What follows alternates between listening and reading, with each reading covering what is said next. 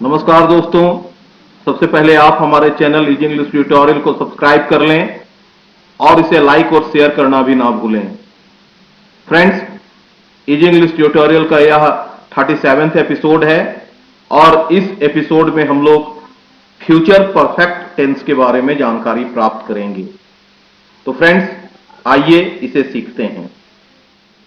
तो फ्रेंड्स, सबसे पहले हम फ्यूचर परफेक्ट टेंस के पहचान को सीख लेते हैं कि फ्यूचर परफेक्ट टेंस के हिंदी वाक्य कैसे होते हैं। तो कोई भी हिंदी वाक्य जिसके अंत में चुकेगा, चुकेगी, चुकेंगे या चुकूंगा लगा रहे, वे हिंदी वाक्य फ्यूचर परफेक्ट टेंस के होंगे। किंतु साथ ही वैसे हिंदी वाक्य जिनके अंत में या होगा, ई होगी, ए होंगे, आए होंगे, ई होगी लगा रहे, वे हिंदी वाक्य भी फ्यूचर परफेक्ट टेंस के होते हैं। तो आइए इन्हें हम इन सेंटेंस से समझने का प्रयास करते हैं।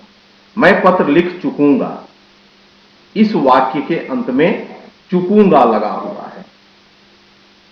राम गाना गा चुकेगा, इस वाक्य के अंत में चुकेगा लगा हुआ है।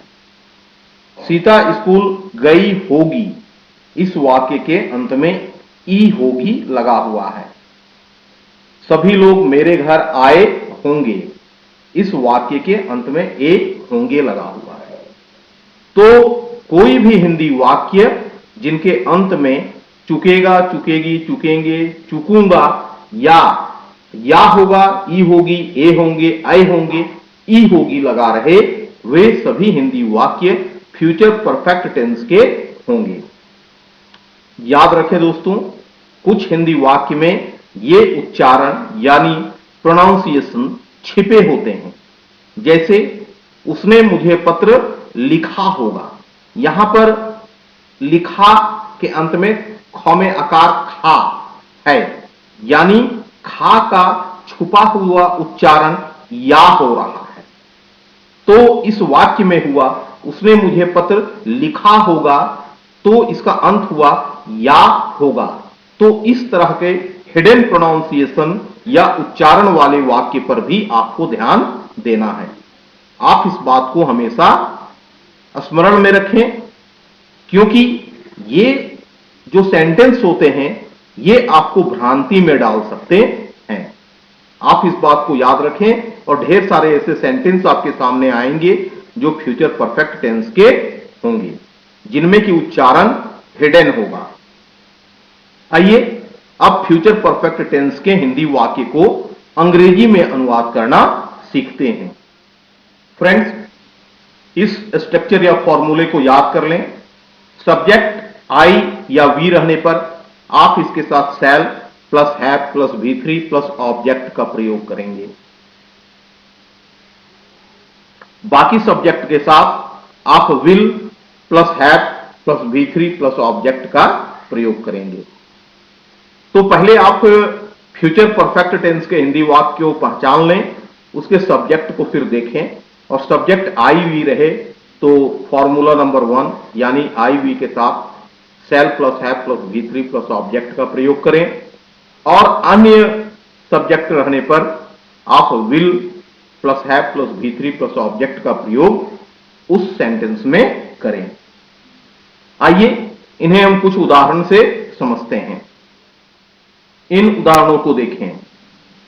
मैं यह काम कर चुकूंगा, इस वाक्य के अंत में चुकूंगा लगा हुआ है। तो अफर्मेटिव या सिंपल सेंटेंस में हम इसे लिखेंगे I shall have done this work. Negative sentence में हम इसे लिखेंगे I shan't have done this work, मैं यह काम नहीं कर चुकूंगा। या हम इसे लिख सकते हैं I shall not have done this work. Interrogative sentence में हम इसे लिखेंगे shall I have done this work, क्या मैं यह काम कर चुकूंगा। और नेगेटिव इंट्रोगेटिव सेंटेंस में हम इसे लिखेंगे shan't I have done this work, क्या मैं यह काम नहीं कर चुकूंगा। या हम इसे लिख सकते हैं shall I not have done this work. इसे एक अन्य उदाहरण से समझें। एग्जाम्पल नंबर 2, राम स्कूल गया होगा, इस वाक्य के अंत में या होगा लगा हुआ है, तो इसे सिंपल या अफर्मेटिव सेंटेंस में हम इसे लिखेंगे Ram will have gone to school. Negative sentence में लिखेंगे Ram won't have gone to school, Ram school नहीं गया होगा। इंट्रोगेटिव सेंटेंस में हम इसे लिखेंगे will Ram have gone to school, क्या राम स्कूल गया होगा। नेगेटिव इंट्रोगेटिव सेंटेंस में हम इसे लिखेंगे won't Ram have gone to school, क्या राम स्कूल नहीं गया होगा। या हम इसे लिख सकते हैं या विल राम पढ़े होंगे। यहां पर फ्रेंड्स पढ़े होंगे, तो पढ़े का अंत हो रहा है ए होंगे, तो ये सेंटेंस भी फ्यूचर परफेक्ट टेंस का हुआ, जिस कारण इसे हम सिंपल या अफर्मेटिव सेंटेंस में लिखेंगे we shall have read this book. Negative sentence में लिखेंगे we shan't have read this book, हम लोग यह किताब नहीं पढ़े होंगे। या हम इसे लिख सकते हैं we shall not have read this book. Interrogative sentence में हम इसे लिखेंगे shall we have read this book, क्या हम लोग यह किताब पढ़े होंगे। नेगेटिव इंट्रोगेटिव सेंटेंस में हम इसे लिखेंगे shan't we have read this book, क्या हम लोग यह किताब नहीं पढ़े होंगे। या फिर हम इसे लिख सकते हैं shall we not have read this book, क्या हम लोग यह किताब नहीं पढ़े होंगे। तो फ्रेंड्स यहां पर आप देख रहे हैं सभी सेंटेंस में फॉर्मूला एक ही है, केवल शैल और विल में परिवर्तन हो रहा है। हालांकि मॉडर्न इंग्लिश ग्रामर में शैल और विल के प्रयोग में अंतर को नहीं स्वीकार किया गया है और आप किसी भी सब्जेक्ट के साथ आप विल का प्रयोग कर सकते हैं, किंतु प्रारंभिक अवस्था में हमें इन अंतरों को ध्यान में रखना पड़ता है। आशा करता हूं आप इसे अच्छे तरीके से समझ गए होंगे। आप ढेर सारे इस तरह के सेंटेंस का प्रैक्टिस अपने मन में सोचकर या फिर कॉपी पर लिखकर करते रहें, जो आपके लिए बहुत ही लाभदायक सिद्ध होंगे।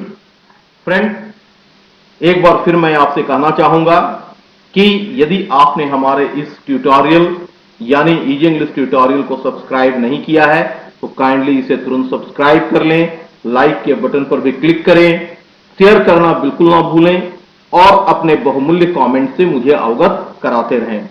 थैंक यू, धन्यवाद कि आपने हमारे इस एपिसोड को देखा। वेलकम।